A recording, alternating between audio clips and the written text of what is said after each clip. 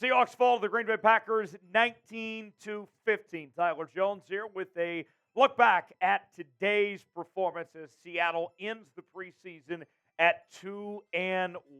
The stat sheet for Seattle included a decent day from Drew Lock, 16 to 25 through the air, 150 yards and a touchdown. DeeJay Dallas led Seattle on the ground with 4 carries for 43 yards.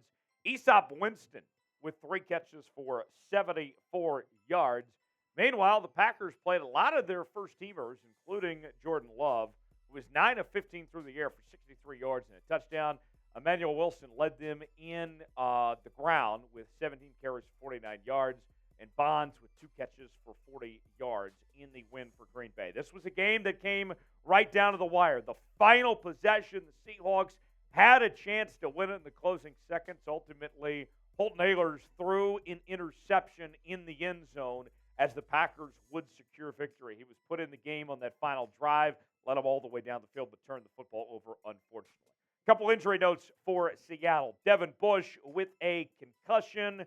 Meanwhile, safety Joey Blount, he left the game as well with a shoulder injury. We'll wait to see what their status is going forward, and hopefully both guys can get back on the football field for week 1. Folks, we had a heck of a time on our watch party. Myself, Tyler Smith-Smitty, we were here with you. We were live for the entire game, and we're going to be with you for every game all season long. If you love your Seattle Seahawks, you need to subscribe now and help us get to 40,000 subscribers. Can we get there before the season begins? I believe we can, but we need your help. Subscribe now for the latest happenings in your Seattle Seahawks, daily news and rumors, live shows, watch parties, and more. This is the channel to be. Even when the Seahawks lose, we still find a way to have a good time here on the channel. Subscribe now, turn on notifications so you never miss a moment. Let's go to the takeaways now. I got to start with my boy, Jake Bobo. And we wondered if he would even play today, as he's already locked up a spot in the 53-man roster at this point in time. But I got to tell you, he showed up and he showed out. He's the answer. He is. 27 yards receiving, 2 touchdowns, or 2 catches and a touchdown. Jake Bobo was fantastic. And, you know, I personally wish they wouldn't have had to play him today, but they were so short-handed at the receiver position, the Seahawks didn't really have a choice. Jake Bobo stepped up and delivered. Bobo is fantastic. He is the real deal. He is a game changer for this Seahawks offense. What a gift! An undrafted free agent out of UCLA. Nobody on their radar. And now he's going to be one of the top 5 receivers for the Seahawks team in 2023. Bobo is fantastic. I'm excited to see what he does for this team going forward. And with JSN's injury, there's a big opportunity for Bobo to step up into the fold and be an impact player. Watch out. Don't sleep on Mr. Bobo. What's your one-word reaction to the Seahawks' loss to Green Bay? My one word is, I mean, it sucked they lost, sure, but they very well could have won that game, and Packers played a lot of first-teamers. Move on. A lot of momentum. I'll take 2-1 head in the preseason. No problem with me. Give me your one-word reaction in the comment section. Let me know what you think. Number 2, Drew Lock. And I'll be honest, I have been on this program critical of Drew Lock at times. But what I saw in this preseason, did he play perfect throughout this preseason? No.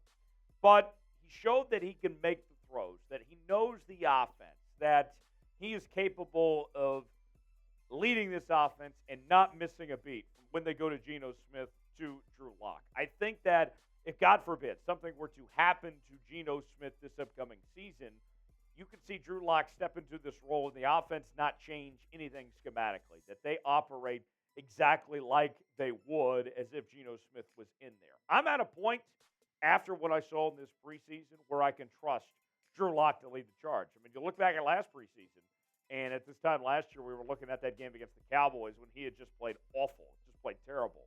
And this season, it wasn't perfect, but he showed that he's competent, that he can get the job done. I like what I saw from Drew Lock. He's capable. I hope Geno doesn't have to get injured, sit on the sidelines, whatever it may be. But if he does, Drew Lock can get the job done for Seattle. Number 3 on our takeaways, Patrick O'Connell. We've talked a lot about these guys that have been borderline 53-man roster guys throughout the preseason, whether it was the Levi Bells or the Jake Bobos of the world. What about Patrick O'Connell? This guy was everywhere today. 5 tackles. I mean, he's a solid player. The Montana Grizzly Bear himself was all over it today. I am very intrigued what Patrick O'Connell's role will be. I'm not necessarily sure if he'll make the roster, if he'll make that 53-man roster, but he's certainly worth keeping around, whether it be on that practice squad and be another body for the Seahawks team to potentially fill a void. I mean, think about last year, folks. We saw a decent number of guys that didn't make the initial 53-man roster, but when there was an injury or something, when their name was called, they were ready to go. Think about the Tanner Muses, the Vi Joneses of the world. That's where Patrick O'Connell could fall in. Maybe he's not going to make the roster, but he's certainly a name to keep an eye on, and it won't be the last I think you've heard of him in Seattle. Watch out for Patrick O'Connell. I don't think he makes a 53-man roster, but he's going to be worth keeping around. I can guarantee you that much. Will Patrick O'Connell make the Seahawks 53-man roster? Weigh in. Tell us what you think in the comment section. Y for yes, in for no. Is he going to make it or not? Tell me what you think. Chime in. Tell us what you think in the comment section below. Number 4 on our takeaways, we point our attention towards Easop Winston Jr. And I'll be real with y'all. If you didn't know who Easop Winston Jr. was before today, that's okay. He became a household name of sorts in Seahawks country with this performance. Led the Seahawks in receiving, 3 catches for 74 yards. Found great ways to get open, ran fantastic routes.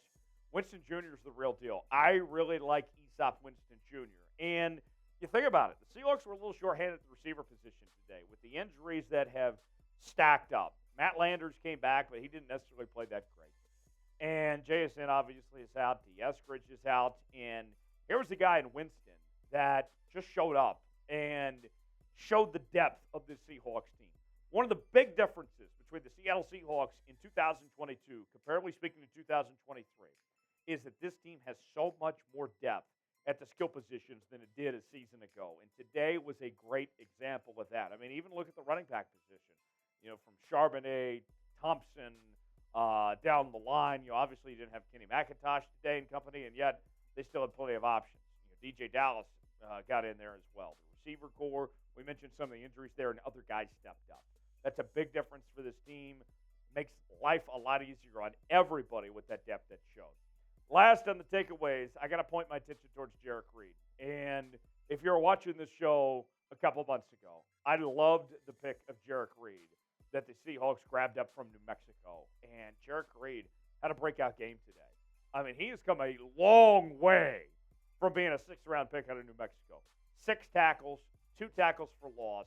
He's going to be a rotational piece in the safety room for Seattle. I mean, when you're talking about the guys that are there, with Coby Bryant competing for playing time along with Jamal Adams and Quandre Diggs and Julian Love, Jerrick Reed is making a case for why he deserves to be on the football field.